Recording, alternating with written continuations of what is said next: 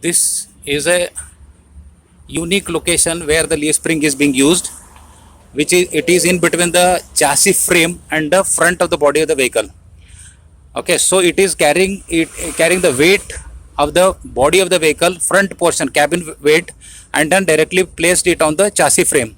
So what will happen is that this when there is a load from the top over here or from the bump over here, so on that side is the hinge point over there, and this side is there is no shackle pin over here, but what he has done is he has just kept it open over here. So with the result, when there is, due to the load, when the elongation of the leaf spring will takes place, the length will increase, and that length increase in the length of the main leaf spring will be accommodated or adjusted over here, because this side is open over here. And in addition to the leaf spring, he has also kept the shock absorber over here. There is a shock absorber on the one side and there is on the other side. So it is not the suspension system for the wheels, but he has given a suspension system for the body of the vehicle.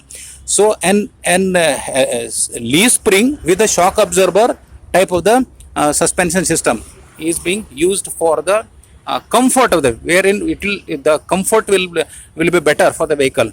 So if we have a leaf spring or any with the shock absorber, it is there. So any uneven road bumps which are coming will not be transmitted to the driver's cabin. It is not transmitted to the driver's cabin. So the pitching, bouncing, so all that loads which are coming will be damped down over here, because the shock absorber is there in between the body of the cabin body and then the chassis frame.